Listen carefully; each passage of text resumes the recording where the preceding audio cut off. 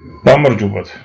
დღეს ვისაუბრებთ თუ როგორ ვებრძოლოთ პომიდორში მწვეროს სიდამპლეს ბიოლოგიური მეთოდებით ყოველგვარი კალციუმის ნიტრატისა და სხვა ქიმიის გარეშე, ან ხსნადი კალციუმის მარილების გამოყენების გარეშე.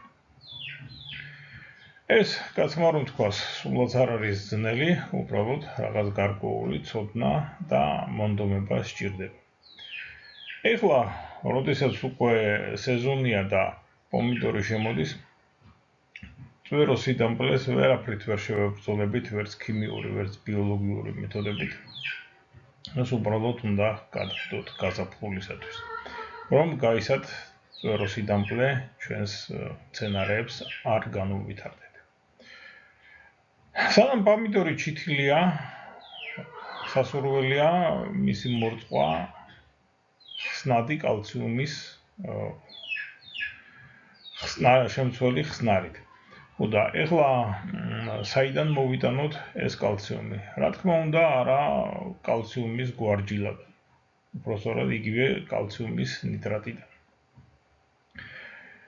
ეს პრეპარატი კიდევ იყიდება კალცინიტის სახელწოდებით.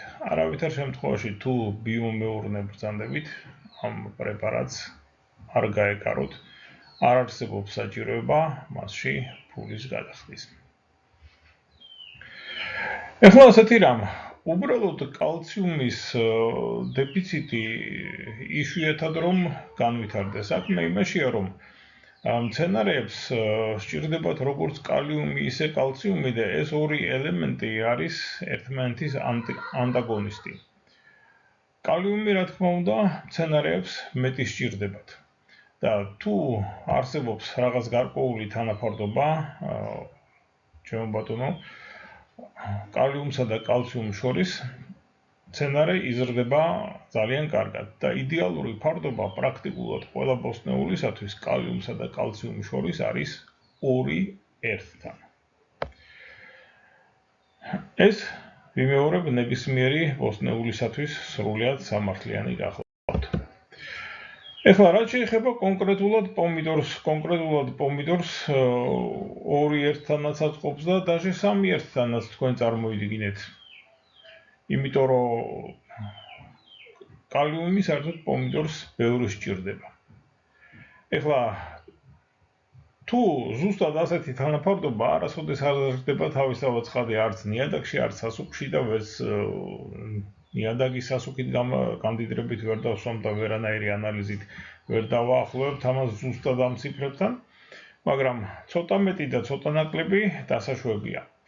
ეხლა თუ კალიუმის სასარგებლოდ შეიცვლება ეს კონცენტრაცია და კალიუმი გახდება 4:1-თან და უფრო მეტი კალციუმთან შედარებით, ასეთ შემთხვევაში, რა თქმა უნდა, განვითარდება მწვეროს სიდამპლე. ხოლო თუ კალციუმის სიჭარბე იქნება, ანუ კალციუმის სასარგებლოდ შეიცვლება თანაფარდობა, ანუ კალიუმი მხოლოდ 1.1 ჯერ მეტი იქნება კალციუმზე, ან კიდევ უფრო ნაკლები. ასეთ შემთხვევაში მივიღებთ ნაყოფის გახევებას, აი ნაყოფს რომ გაჭრით და ხისებური სტრუქტურა შიგნით და უგემურია და არ იჭმევა, რაც არ უნდა კარგი ჯიშისა იყოს. ეს სწორედ არის კალიუმის დეფიციტი. იმიტომ რომ კალციუმი იმდენად ბევრია და იმდენად ბევრი მისცეს ამ ეტაპზე, რომ შენ ხარ ჩემი ბატონი, ნაყოფი გახევდა. ესეც რომ არ მივიღოთ, ამიტომ მაქსიმალურად უნდა დავიცვათ ეს თანაფარდობა. ეხლა ასეთი რამ, სად არის კალციუმი დიდი რაოდენობით? სად და ჩვეულებრივ ნაცარში. დიახ ბატონო, ჩვეულებრივ ნაცარში საკმაოდ ბევრი კალციუმია. უყურეთ. მშრალი ნაცრის შემადგენლობაში კალიუმი არის 5-დან 10%-მდე, მაგრამ არის ძალიან კარგად ხსნადი. და კალციუმი არის 20-დან 30%-მდე, მაგრამ სამწუხაროდ იხსნება სულ 1-5%. ნუ სამწუხაროდ თუ საბედნიეროდ ეს კიდევ საკითხავია, შეიძლება ითქვას. ეხლა, უბრალოდ მშრალი ნაცარი რომ ავიღოთ და წყალში გავხსნათ, ნახეთ რა გამოვა. კალიუმისა და კალციუმის შეფარდება ლაპარაკია გახსნილზე, იმიტომ რომ გაუხსნილს მნიშვნელობა არ აქვს რამდენი იქნება. კალიუმისა და კალციუმის შეფარდება ეს იქნება 30-1-თან. ამიტომ უბრალოდ ნაცრის წყალხსნარი რომ გამოვიყენოთ მცენარეების მოსარწყავად, ლაპარაკია ჩითილებზე სანამ ისინი დაყვავილდებიან და რამდენჯერ მეგვიწევს ასეთი რამის გამოყენება.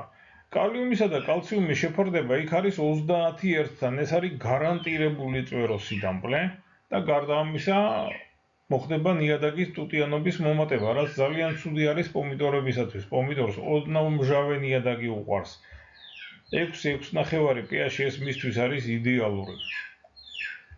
ასე რომ პირდაპირ ნაცრის წყალხსნარის გამოყენება, რა თქმა უნდა, არ იქნება სასურველი.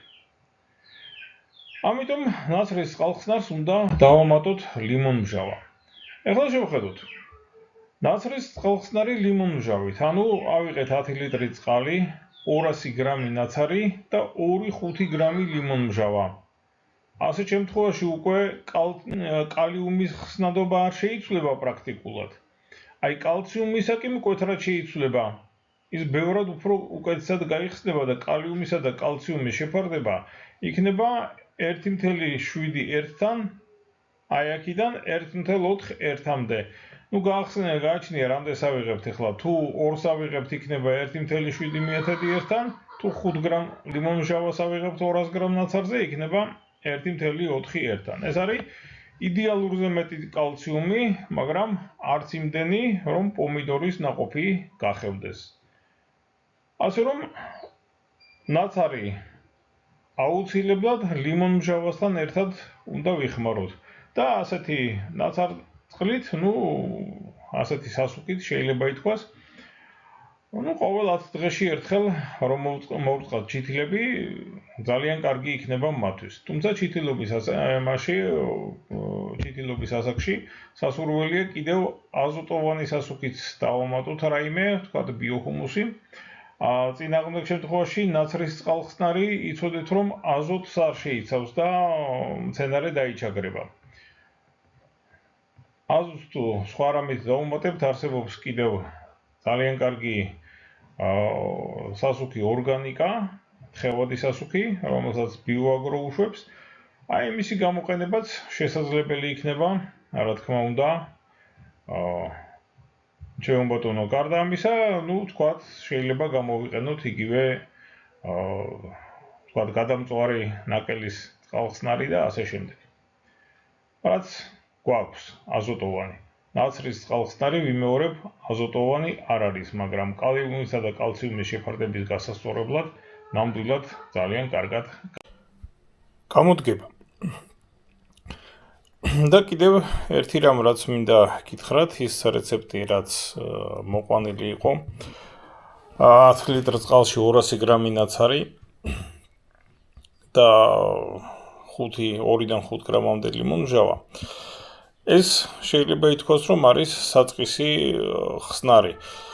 იმისათვის, რომ მცენარეები მოურწყათ, ეს ხსნარი კიდევ 10 ჯერ უნდა განვაზავოთ, სწორედ მის კალიუმის ტოქსიკურ რაოდენობას შეიცავს და ყოველ შემთხვევაში პირდაპირ მის საშუალებით მორწყვა პატარა ჩითილების მაინც სასურველი არ არის, შეიძლება ვიმეორებ ტოქსიკური მოქმედებაც ჰქონდეს. ამიტომ ფოთლებზე შესაძლებლად 10 ჯერ, ხოლო თუ ფესვებთან უნდა მივასხათ, 5 ჯერ მაინც აუცილებლად უნდა განვაზავოთ.